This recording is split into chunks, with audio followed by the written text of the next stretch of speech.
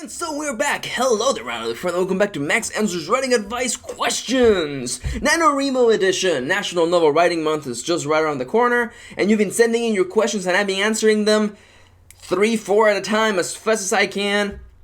And I'm still taking questions, by the way, so please feel free to leave them down in the comments below, and then I may do the giant answer-a-thon, or I may just keep answering questions through November. We'll see. We'll have to wait and see how things develop. But for the time being, let's dive right in. As always, I want to remind you that the following is merely just my advice, my opinion, and what works for me. Don't take it as gospel. Instead, take it as the ramblings of a silly person who wears their shades indoors because they're just so cool. Alright, so let's take it from the top. I have my soft timer on just to make sure that I don't ramble for too long. Questions have been adjusted, so let's take it from the top. Which is going to be the first lucky number? It's going to be number 20. Hello, number 20. Please step up to the plate. This is an interesting question because it's twofold. I wanted advice on describing the narrator of a first-person story. How early should you describe them? How do you do it without making them seem narcissistic? Now, you may be asking yourselves, Max, why are you excited about this question? It's really straightforward. I like that second part because it implies a couple of things, and we'll be talking about them relatively soon. Timer on! As for this particular question, when should you describe the narrator of a first-person POV story? That's a really interesting question, and I have to admit something right now, and if you've watched these videos, if you know the way that I do things, you won't be surprised.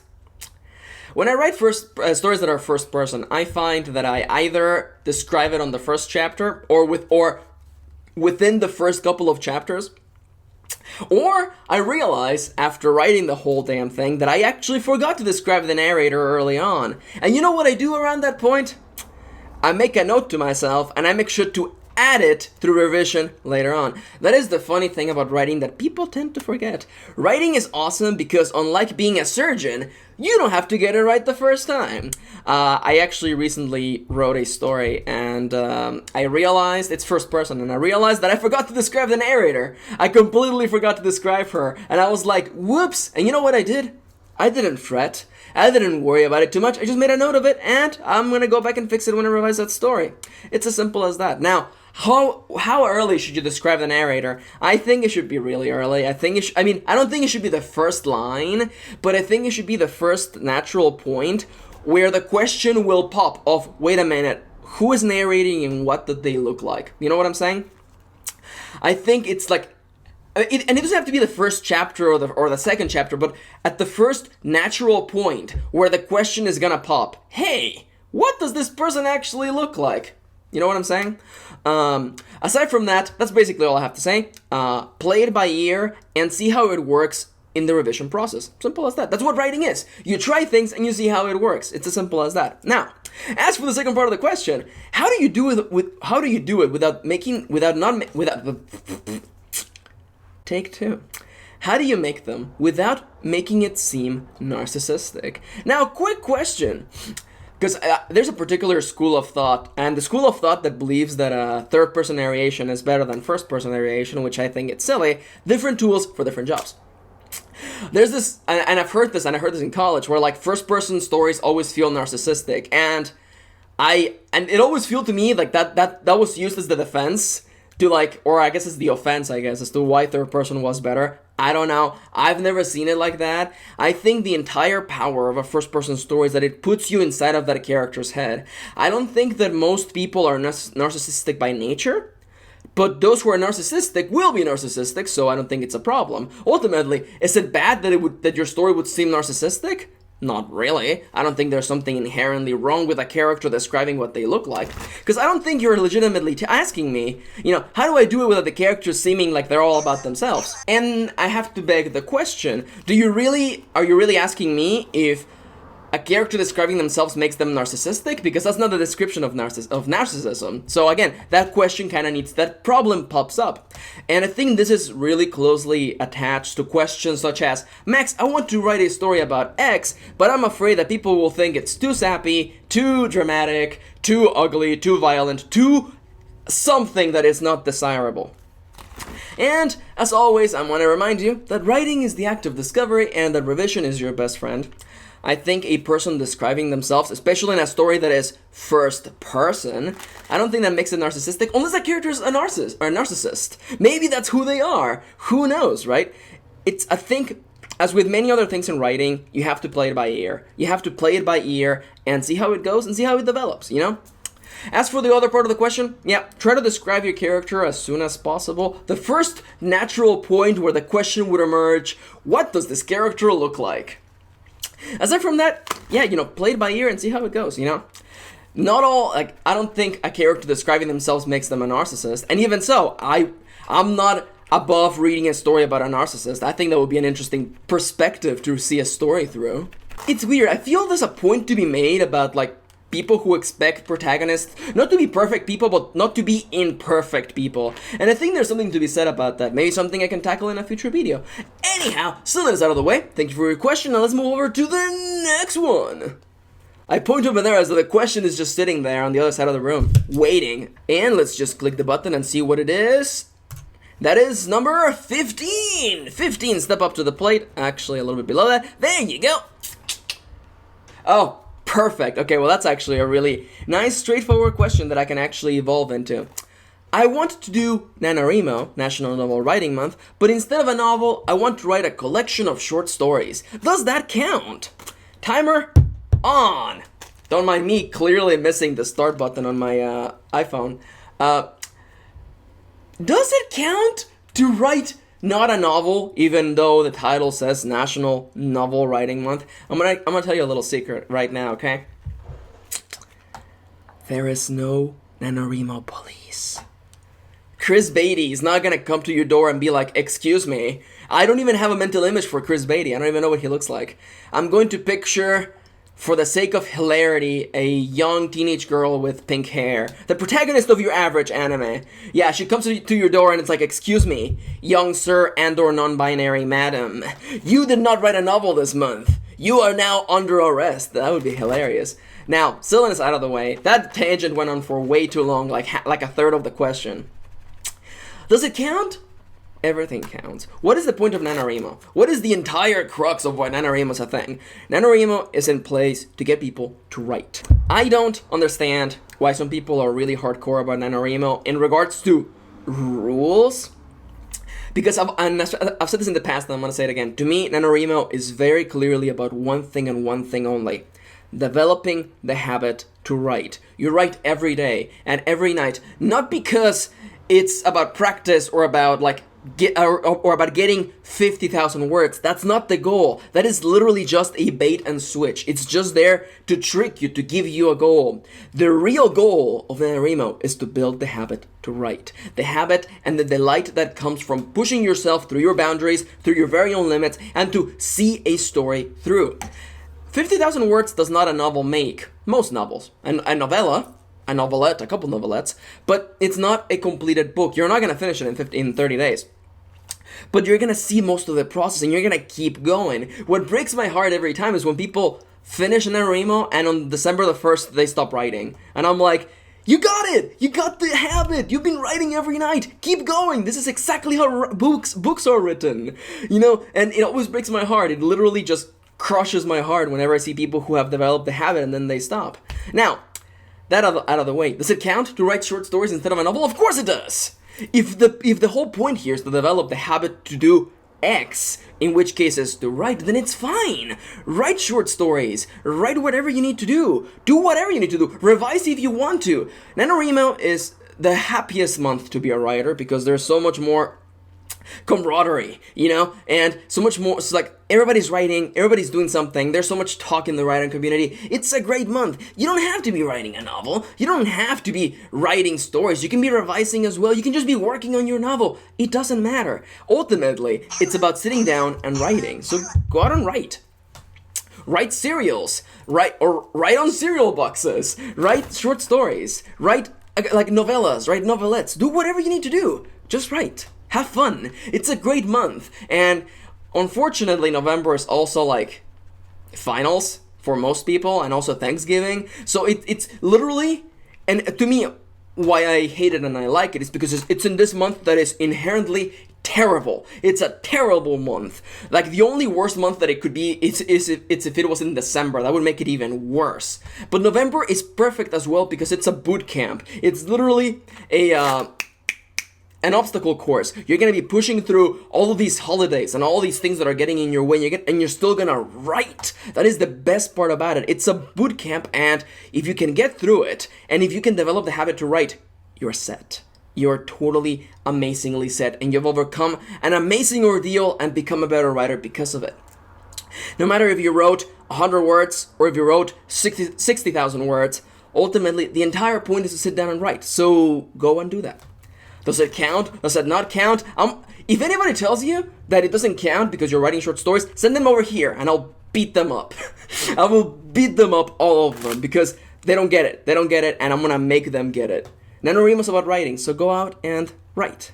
Also, in case you didn't get it, like, Chris Beatty is like the guy who founded NaNoWriMo, and I believe he is no longer part of the creative team because he finally went off to become do writing full time. I think, I forget. I made that stupid like Sakura-chan, pink-haired anime girl Chris Beatty-chan joke, and I was like, I hope people understand whatever I'm saying. Anyhow, still that's out of the way. Next question is gonna be question number 18. Oh wow! This question, wow, I didn't think this question would pop up so soon. I got this question recently, and this question is interesting, and it's a little bit of a really long question. So I'm gonna summarize it right now. I'm writing a story, and it is from a first-person POV. I wanted this character to die in this story, and for this character to not know that they have died. But of course, obviously, I have to tell the readers that she has died. So I was wondering, how would I go about doing this? Because it would be awkward to just shift from first person to third person to show her dying. What do you think? Now, this is an interesting debacle indeed. I actually really like this question. It's one of those, and I hate to praise it like this because it feels like I'm giving a backwards compliment. It's one of those really specific questions, but I'm gonna give you a little bit of insight for everyone along the way. Timer, start! So, you're writing a story from first person perspective, and you realize that this character has got to die. You're not sure how they're going to die, and you can't just keep continuing their point of view into, I guess, the spirit realm, the Mitamaverse, and basically the afterlife. You can't follow them there, so they have to die. What do? You can't just shift into third person narration, and it's clearly understandable, right? Like, why? Like, how can I make this work within the format of the story? Now, I was thinking about this, and there are two pieces of advice that I can offer. One of which is really specific to this question, and the other which I think we can all benefit from. First and foremost, coffee. Remember to always drink coffee or tea. Stay hydrated. Also water. I've always got one of these with me. Stay hydrated. So, my solution for this particular problem, and again, I don't know a lot. I don't know if, it's hard for me to just sneak in and give you an answer, but to me, what seems to be, if I was writing the story, that's big-headed. If I was reading the story, if I was reading, note that I said reading, having not a shift to third person, but a shift to another first person perspective. Watch the character dying from another person's point of view, from maybe not the person who's killing her, unless you think that would be the most fun way to go about doing things. In which case, I fully endorse it. Otherwise, I think to maintain the way this story has been told, which is first person, I think a shift to another first person narration would be the best way to go about doing things. I think so. I think that would make it the least confusing possible. It's gonna be a jump. It's gonna be a shock. But I think following on the heels of your character dying, I think people will understand it. Now, that's the answer to your question. It's really specific. That's what I think I would do. Again, I don't know if it works for your story. I don't know, I'm not sure, but again, that's just my particular point of view. Now, as for everyone, and I think something that we can all learn from and we can all benefit from is this. As I've said in the past, your first draft is not ultimate. Your first draft is not the thing that your story is going to be forever. Of course, you're going to have time to look it over later, and you may realize sometimes, that you have to rewrite your story from a different point of view. This happens. This is actually not rare at all. This happens to writers all the time. They finish a story, or they come to a point and they realize, oops, I think that this story would work a lot better if I wrote it from a different point of view. And I don't mean another character's point of view, I mean like third person or first person or second person. That would be silly, but I guess you could do it. That's a thing that happens, by the way. Not the second person. That's a thing that doesn't happen as often. But and I know people don't like to talk about it, but like relying on revision is not like a fault of the writer. Like that doesn't make you a worse writer. That I think that's like the biggest pitfall of like, I don't want to say the writing community, but like people who look up to writers have this impression that their favorite writers never revised and never had to rely on going back and doing different drafts of a story, which by the way is wrong. I don't know of a single people in existence, a single writer who never revised. I honestly think that every writer that you enjoy, every writer that you look up to, if you asked them, they would say that revision is vital, primal, important, even not the most important part of the entire process. And I want you to understand that, and I want you to acknowledge that and internalize it, and understand that if the time comes when you have to rewrite the story from a different POV because you realize that it didn't exactly work like you wanted it to, it's okay. There's nothing wrong with it. It's gonna be a lot of work, of course, but ultimately you're working for a better end product, right? You're working to create a better story at the end, right? So ultimately, it's all going to be worth it because you're making a better story. A story that you can be proud of, a story that you can show to people, and a story that is gonna resonate with your talent and dedication and, you know, all of the hard work that you put into this story. I get really intense about this, but it's, you know, I hate it when I see people that are like, you know, revision is a sign that a writer is bad because you have to rely on revising your work, and I think that is bollocks. I think that is just silly and ridiculous and a really close-minded way to go about looking at things. Like, look up any book on writing, and every writer, from Stephen King to anyone else, will tell you revision is divine. Revision is what makes stories work. Revision is where things like theme and tone and meaning emerge from. Because through the act of writing, you don't see these things. You don't see them in the first draft. Anyone out there who tells you that they come up with theme, I don't believe them for 1 second, because stories grow, stories change, and stories get out of hand. And it is through the act of revision that we wrangle them back in place, we make things fall into place, and we resonate with the themes and the moods and the tones that emerge through the first draft. We make them become true. And I find that every episode I have to talk about the first draft, but I think it's because it's important. And I think it's because people find it really daunting, and I don't think it is. But anyhow, I have rambled long enough, and it's hot enough in my room as it is, so I think I'm gonna be wrapping up this video. Again, of course, write the story. For this particular question, you know, I offer my advice, but otherwise keep writing, and, you know, if you have to change the point of view, it's okay. There's nothing wrong with it. Keep writing. As for everything else, I want to remind you that I'm still taking questions, so please feel free to leave them down in the comments below, as well as leaving your thoughts and suggestions on the subjects that we discussed today. Anyhow, I want to thank you for watching, thank you for spending a little bit of your day with me, and I'll be seeing you on the next one.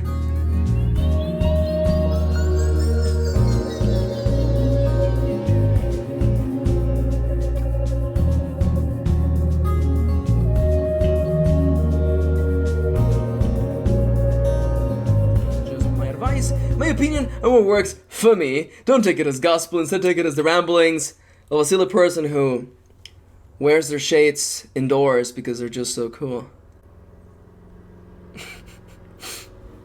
Alright, let's actually start. I wear my sunglasses indoors so I can breathe the storylines? Is that what that song actually is about? I don't even know. It's the 80s, man. Nobody knows what the 80s were about. That's why there was so much, like, romanticism of the 80s. Nobody actually knew what was going on. It's kind of like a romanticism of the feudal eras and stuff like that. What video am I doing again? Oh yeah, answering questions. So let's dive right in. I'm gonna keep this in? Probably not. I'll probably just put it at the end because it's just so darn silly.